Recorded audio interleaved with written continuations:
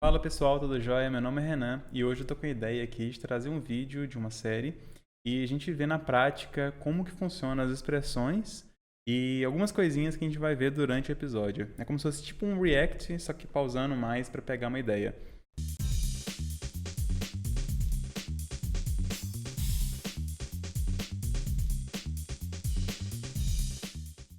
Quando a gente vê uma série, a gente vai criando memórias ali de algumas palavras, algumas expressões e dali que a gente pegando nosso inglês mais fluido, sabe? Diferente daquele que a gente aprende na escola, onde tem as regras, tudo bonitinho, certinho, e a gente sabe que na prática nem sempre é assim, né? E pro episódio de hoje, eu peguei aqui Outer Banks, uma série original da Netflix. Então, bora lá pro vídeo. That's what, a three-story fall to the deck? I give you about a 1 in 3 chance of survival. Então aqui a gente pode pausar já para explicar uma coisa muito legal que ele falou ali, olha. Deixa eu colocar aqui no nosso quadro para explicar. Ele falou, ó, That's what? A three-story fall of the deck? Esse three-story, pessoal, também é um outro jeito de falar de 3 andares, né? Então quando a gente está aprendendo, geralmente a gente usa floors para falar de andares. Mas story também é um jeito interessante que o pessoal costuma usar no dia a dia e a gente não vê tanto em sala de aula assim. No inglês britânico, inclusive, esse story tem um E ali, é tipo story, com EY no final, sabe? O inglês americano já usa, se escreve assim, desse jeito mesmo, como se fosse história. E aí tem uma outra coisa que é muito importante aqui também, que eu vou passar aqui agora, que é o seguinte: adjetivos em inglês, a gente sabe que não tem plural, então não tem como colocar ali aquele S que a gente coloca no português. Então, por exemplo, um big car fica big cars, né? Awesome TV show, awesome TV shows. O adjetivo, a característica, não vai pro plural. O que vai pro plural é só a coisa, né? Só o substantivo.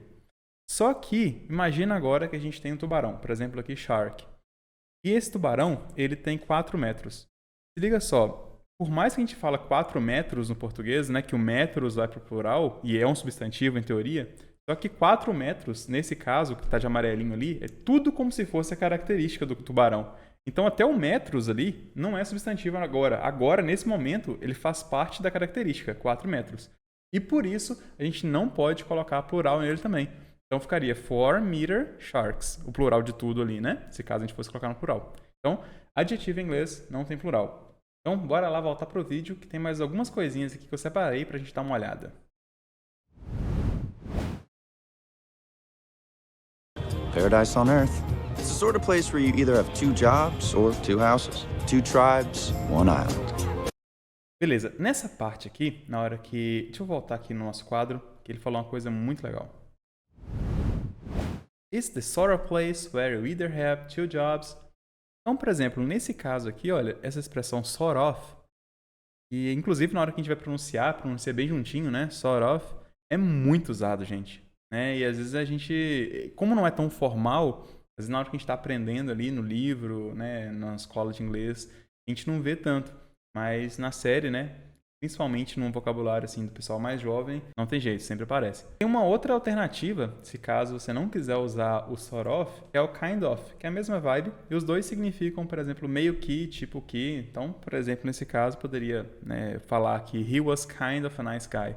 Ele era um cara até que legal. Então, kind of, sort of, duas expressões que usa muito no dia a dia. Inclusive, nessa série, eu vou mostrar pra vocês uns pedacinhos agora. Tem uns 4 ou 5 pedaços que vai ter isso, sabe? Não tem como fugir. Not bad. All good. Yeah, you kind of missed the show, brother. Olha, e nesse caso, inclusive, a gente pode ver ali na legenda, né? Que o kind of, na legenda o pessoal colocou ainda do jeito que fala, né? Kinda, que é bem informal mesmo. O pessoal escreve assim, informalmente, né? Seria kind of, ok? E agora tem mais uma parte legal aqui que eu separei para vocês, de uma coisa muito interessante que a gente vai ver que acontece muito no inglês falado. Bom, vou colocar aqui, a gente passar aqui esse pedacinho e depois a gente vê. What you thinking? Olha só que coisa. A gente olha para a frase e se você estiver ouvindo, você vai perceber isso também, mas com a legenda ali fica mais fácil a gente ver. Você sempre aprendeu que nas perguntas a gente precisa do verbo auxiliar, né? Nesse caso, inclusive, do verbo to be. Porque a tradução seria o que você está pensando. Só que na hora que a gente escuta e na hora que a gente lê a legenda, o está desapareceu, né? Não tá what are you thinking? Tá what you thinking. Inclusive, juntando tudo ali, né? Que é coisa bem comum de se fazer no inglês falado, que a gente tem que ir acostumando. com essas junções. Mas acostumar também, gente, que quando a gente vê séries e filmes, é o inglês, assim, que usa no dia a dia. E assim como no português, a gente não fala o português 100% correto, né? Várias coisas a gente abrevia, principalmente aqui em Minas Gerais. Então, é mais ou menos a mesma ideia. Tá certo gramaticamente? Não, devia ter colocado o are ali, certo? Mas é assim que acontece às vezes, e é bom você já acostumar com isso, de saber também identificar mesmo a frase não estando gramaticalmente certa, né? E não achar tão estranho assim. É claro que quando a gente vai pronunciar as coisas, a gente vai conversar, a gente busca sempre falar o mais certo possível. Mas não é de se estranhar quando isso acontecer, viu?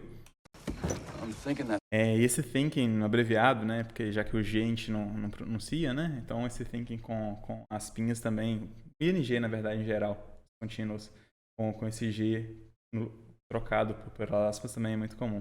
Ainda no tópico dessas coisas que são válidas quando a gente está conversando em inglês, não escrevendo em inglês, uma coisa mais no âmbito informal, vou colocar aqui 3 expressões que a gente usa muito. Deixa eu colocar aqui. Be careful with that, Rose is gonna kill me.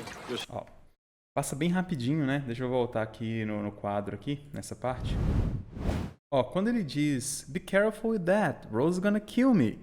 Esse gonna, né, que na hora que a gente está aprendendo, a gente não vê exatamente ele desse jeito. Porque na hora que a gente está escrevendo, não é correto escrever desse jeito. Isso é bem coisa do inglês falado.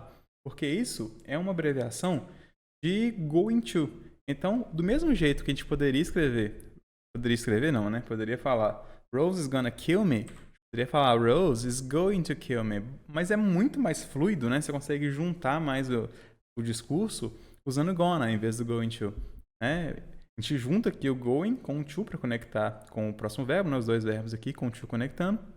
Fica gonna.